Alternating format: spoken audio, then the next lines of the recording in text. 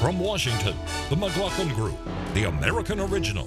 For over 3 decades, the sharpest minds, best sources, hardest talk. Thank you for joining the McLaughlin Group, a show where friends disagree agreeably. I'm your host, Tom Rogan. This week's panelists are author and columnist Pat Buchanan, columnist Eleanor Clift of the Daily Beast, columnist Clarence Page of the Chicago Tribune, and Carrie Sheffield of the Independent Women's Forum. Okay, let's get to issue 1, historic hearings. The House Intelligence Committee began its public phase of the impeachment inquiry this week with the joint appearance of Deputy Assistant Secretary George Kent and Ambassador William Taylor, followed by the Friday testimony of former Ukraine Ambassador Marie Yovanovitch. In a notable moment, Ambassador Taylor testified that his staff overheard a cell phone discussion between Gordon Sondland and President Trump the day after Mr. Trump's initial call with President Zelensky of Ukraine. The call, Taylor says, indicated Mr. Trump's personal direction of Ukraine investigations into the Bidens. Both sides are now jostling on whether such efforts were aimed at real corruption reform or a shakedown of dirt in exchange for desperately needed military aid. Pat, does this week's appearances change the needle, move the needle in favor of a majority in the Senate for impeachment? It didn't move the needle at all. And the point here is they got 3 distinguished servants, public servants came up. None of them have talked directly to Trump. All of them are talking about hearsay. You've got something coming up next week. But the needle is really moving in terms of Democratic rhetoric. This started off as Trump is guilty of a quid pro quo, then Trump is guilty of abuse of power, then Trump denied aid to fighting soldiers in Ukraine, causing death, and then Trump is guilty of bribery. Next step is treason, I think. But that's all rhetorical, and it's where the Democrats are moving. Right now, there's not a single Republican vote for impeachment in the House, and I don't believe there's a single Republican vote to convict in the United States Senate. But I do believe impeachment is coming, and it's going to be in January, right during the Democratic primaries, and it's going to be a delightful time for the McLaughlin Group. Okay, that is true. Eleanor. A former governor of Illinois is in jail on the basis of hearsay when he tried to basically sell a Senate seat, Obama's Senate seat. So arguing that hearsay doesn't count is not a valid legal or political or ethical argument. Secondly, there is lots of first-hand evidence if the White House would turn it over, including notes from the State Department about conversations. And the Democrats are building a careful case here. These 3 diplomats that we heard from this week are all credentialed professional people. They have all told the same story. They've corroborated the whistleblower's report, which kicked this whole thing off. And it is a months-long extortion scheme that Nancy Pelosi, the Speaker, is now defining as bribery, which is in the Constitution. And I must say, Masha Yovanovitch, the former ambassador to Ukraine, who talked about how diplomats feel that they've been kneecapped by this administration, kneecapped as they try to carry out U.S. policy confirmed by several executives and by the Congress in the service of this president's personal and financial benefit, deserves a full hearing and is likely going to lead to impeachment. So, Carrie, the president would say, look, this is all people saying I saw someone else seeing something and hearing something and it's hearsay, et cetera, et cetera. And the Democrats would say, and are saying, in terms of Ambassador Yovanovitch's testimony on Friday, that the president tweeting abusive comments at her while she's testifying, that's witness tampering. So where is the consensus going to come, if at all, towards moving towards a conviction in the Senate or the contrary? I agree with Pat. This isn't moving the needle anywhere. And you mentioned Speaker Pelosi, who had said repeatedly for years at this point until now, when the Mueller report bombshells turned out to be a big nothing burger, they now turn to this. This is Kavanaugh 2.0. This is manufacturing things that have no legal relevance. This is an entirely different situation than the Illinois case, because you're talking about a president who has power to create foreign policy, who has the power to execute on behalf of the voters his wishes as it relates to foreign policy. And I find it profoundly rich that Democrats are upset about lethal military aid to the Ukrainians when it was President Trump who approved lethal military aid, and it was Barack Obama who sent night goggles and non-lethal aid. So this moral posturing is blatant politics. This has no bearing. Again, this is trying to create something that doesn't exist, and people see right through it. You've got an ally, Pat. You've got an ally. All right. That was talking points All right, Clarence. central. If I may respond, I feel like a mosquito in a nudist colony. I got so many things, Yeah, right. so many potential targets here, shall we say. Yeah, okay, Look, go. this is not, the fact is, the Mueller report was not a nothing burger. Mueller ended up under questioning, saying if you want to go after the president, impeach him. I mean, there were a lot of things in that report which would lead toward a conviction of any civilian who was not protected by the Justice Department's questionable policy about not prosecuting presidents. But the whole issue now with the diplomats is that we're watching in these hearings our diplomatic corps and missions be undermined as far as the official publicly declared policies, be undermined by personal policies, it looks like, that may well benefit President Trump and friends. And we are, I agree with Pat, though, in that I think you're going to see an impeachment in the House. Then in the Senate, it's going to be very hard to get a conviction. You do have some senators in the middle who are on the hot seat, Democrats primarily, although you've also got Susan Collins as well, Mitt Romney, Murkowski in Alaska, and in Colorado, the Republican there who was in a very tight race. But that's going to be the political process, the political end of all of this, which is what the Constitution calls for in the first place. Yeah, let the Senate stew, because this is an uncomfortable vote that they will have to take, assuming that they act as the jurors in the Senate trial. The president might not be removed, but there is every indication that he has abused his power. And the revelation that came from the two diplomats testified on Wednesday was this phone call that was overheard between Ambassador Sondland and the president. And there are now two people who are going to document that they have also heard this, in which the president discusses how are the investigations going. I see both of you going like this, it doesn't matter. It matters because it puts the president in the center of this. Excuse me, I want to finish. Puts the president in the center of this. I have no doubt that he is the origin of all of this.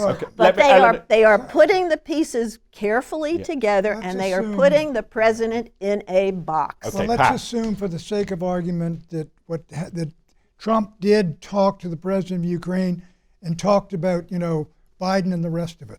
He's got the authority to withhold the military aid. He's got the authority to say no to a visit by Zelensky. If he told Zelensky, look, I'll give you the military aid, I'm going to give you a visit to the White House, but you got to dig into that corruption that's been ongoing in Ukraine for 5 years. Yeah. What about it, Pat? Let me ask you this. The problem was he mentioned Biden. Okay. That's not all right. Pat, Wait.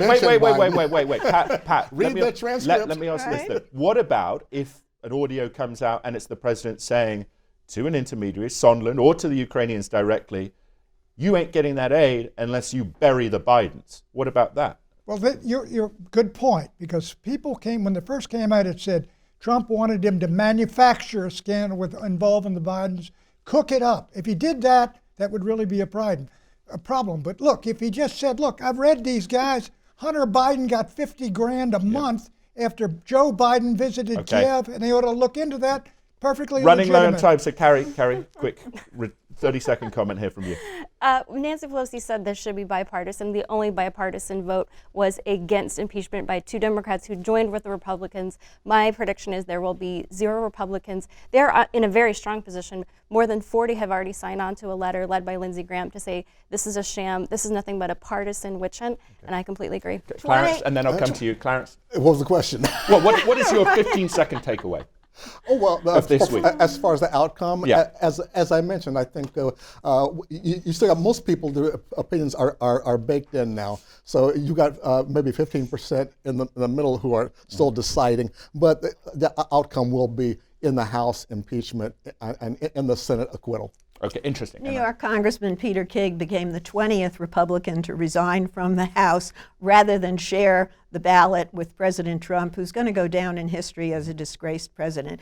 The Republicans have not spoken out, but they are very uncomfortable. They can't argue their case on the merits. They are just finding all of this smoke and mirrors. The Democrats are proceeding very carefully, and this president is likely going to be 15 seconds impeached. max. Yeah, okay, you've got no crime, no impeachable offense. You're going to get no Republicans to vote to impeach in the House. You're going to get an acquittal. This is purely partisan. The objective has been since day one to overthrow the government of the United States. Oh. The 15 American seconds. people But are not the elected. All right, Constitution. all right. I'm sorry. We've got to go on. We've got to go on. I'm Issue not gonna leave two. that Issue unanswered. two. Listen to the moderator, Eleanor. Issue two. Well, issue two. Hong Kong. There's plenty more weeks, Pat. Kong. I'll get you next time.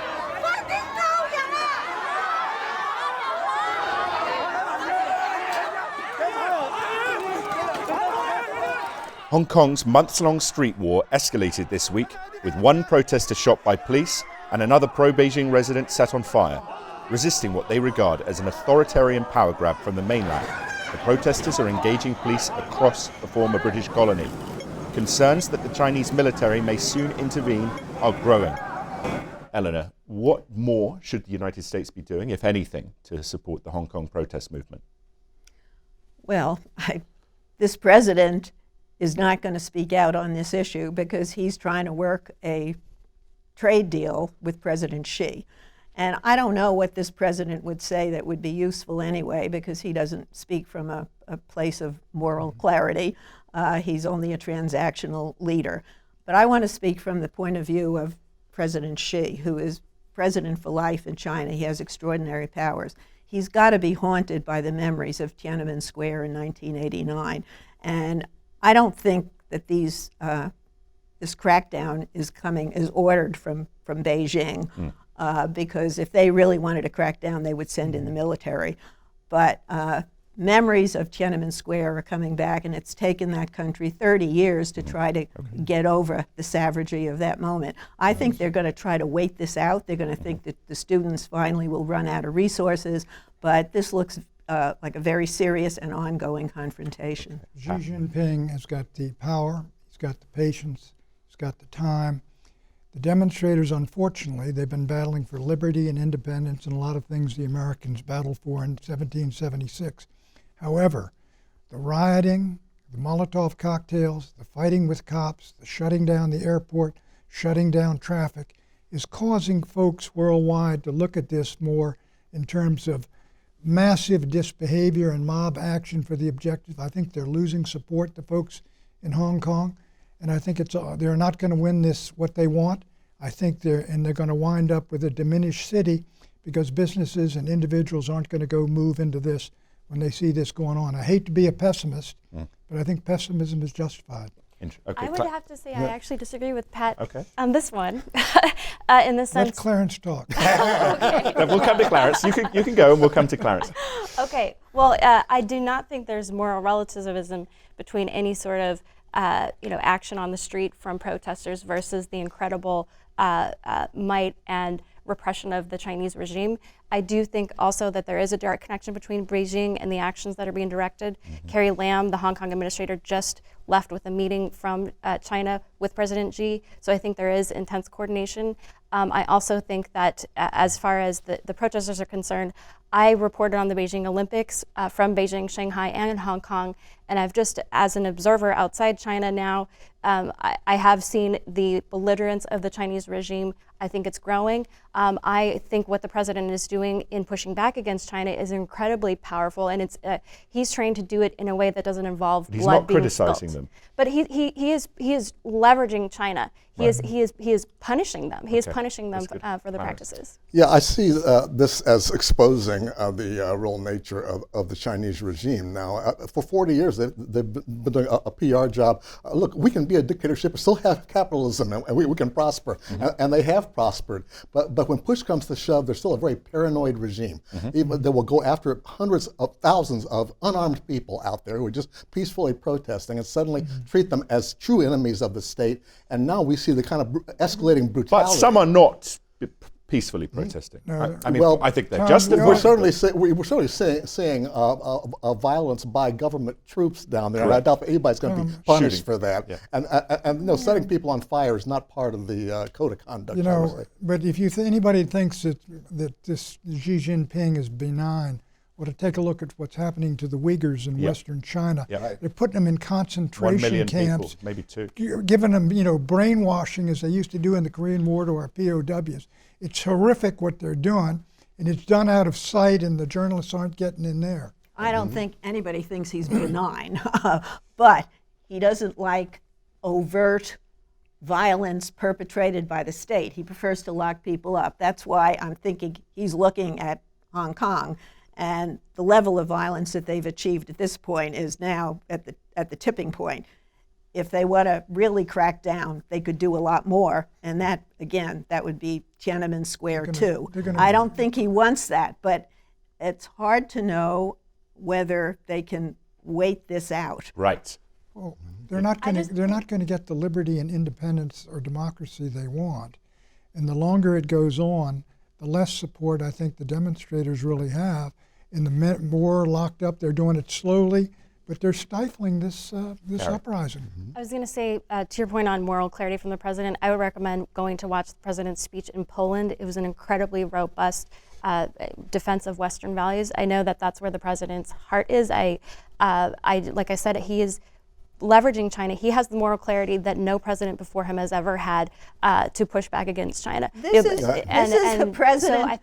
is a president who has spoken out against our NATO allies. I mean, how can you spending has been frame increased. him as someone who NATO is spending has a increased. spokesman for Western values? NATO spending by our allies have increased thanks to the leadership of this president, not any Democratic predecessors or Republican for that matter. And Ukraine got its arms that President Obama didn't release, and they got the arms right after the White House learned about the whistleblower report. Okay. All right. I'm sure we'll come back to that. I think good observations by the panel there. Mike, why I still believe Xi Jinping will send in the military is that his leadership narrative in the Communist Party, the supremacy of the party, and you now see the rhetoric, enemies of the people against the protesters, requires credibility. As China continues to try and develop its economy, the notion that you could accept a pluralist political experiment on the mainland is a catastrophic threat to the regime. And for that reason, I think Xi, as much as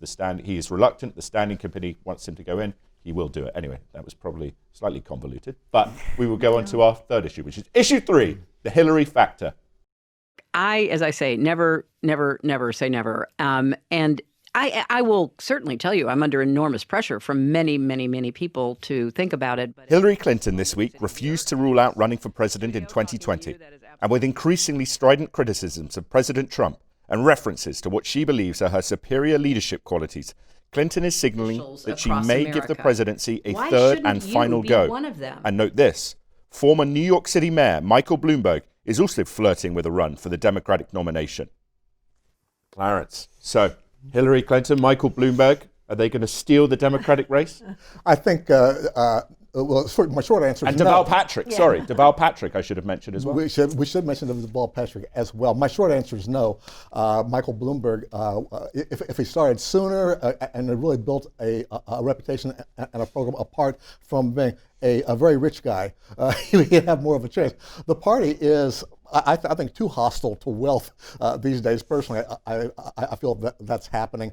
Once we have real votes cast, I think we're going to see more moderation in the party. Would they want Hillary Clinton again if she wanted to run? And I have to be convinced that she's really seriously thinking about running again. I don't think she is, but this keeps her in the conversation. And that's what she's trying to do, you think, just to maintain? Well, sure, sure. Okay. Why not? It doesn't cost her anything. But I'm amazed. The only people I hear talking about Hillary running are Republicans. times. It's just amazing. All right, Right okay. and left. Well, let's have Pat then, a good Well, Republican. I think Bloomberg, he's a nanny stater. You know, if he were elected president, that would be it for your guns and your cigarettes and your big orange drinks and all the rest of it. It's one of the reasons he's not going to be, I think he's not going to get a nomination. But I will say this, Hillary may be just talking, but unlike Deval Patrick and unlike Bloomberg, if she stepped into this, that would have a very dramatic effect, almost a fatal effect, I think, on Joe Biden if she did. But I don't see her doing it.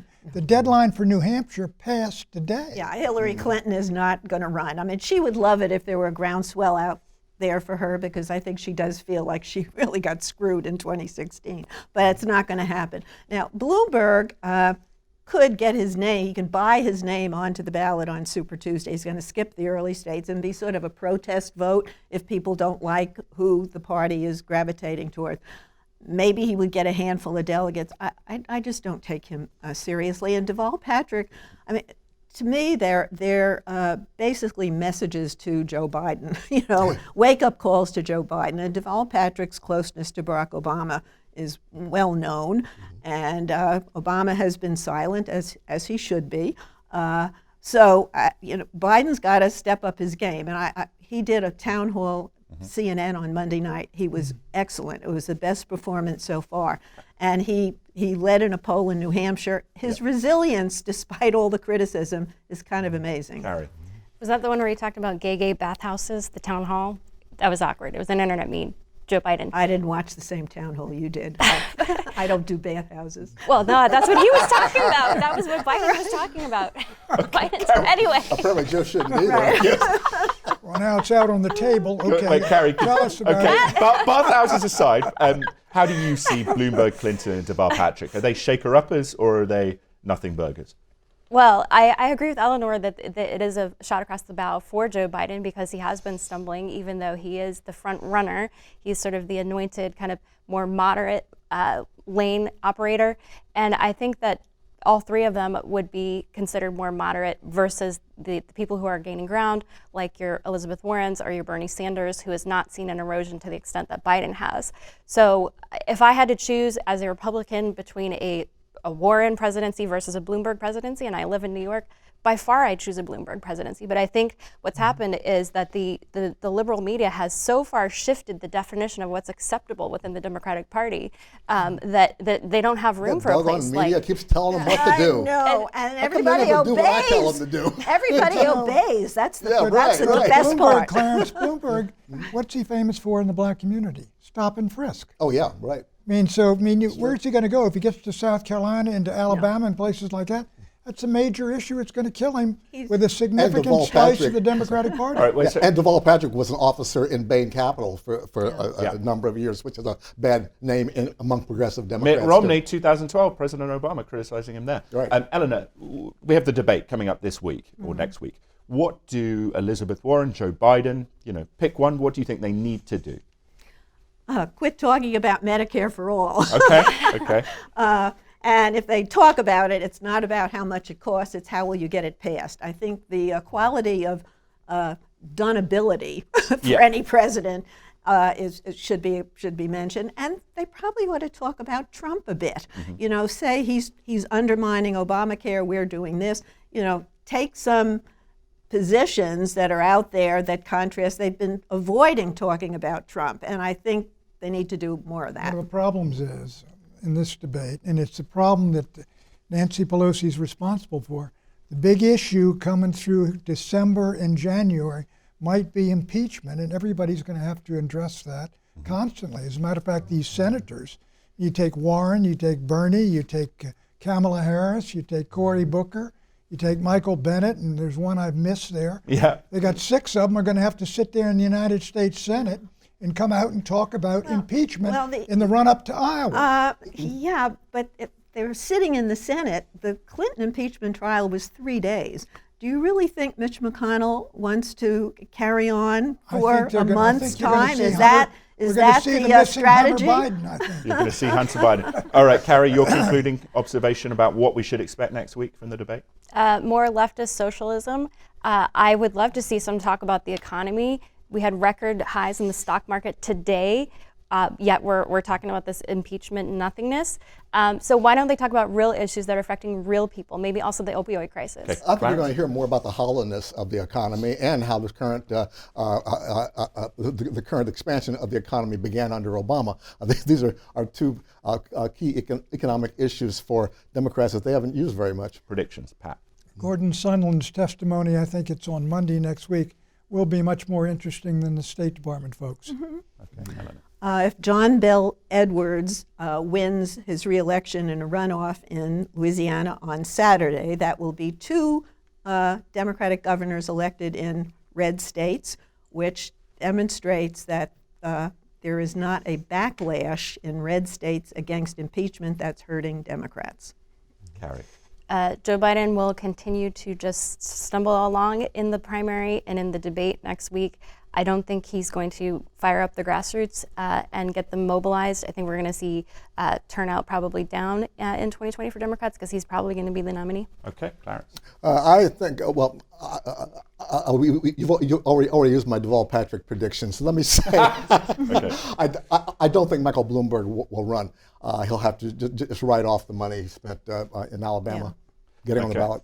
All right. I predict that I will have continuing challenges trying to get my excellent panelists to be quiet at the end of the time set. Good luck with that. Good luck with that. But I also predict that in the British election that is now ongoing, Boris Johnson is going to see a fraying in his poll numbers as the Conservative Party continues to try and play Labour at its own game with spending. But Brexit remains a hope for Boris Johnson, or a helping element. Anyway, thank you for watching. See you next time.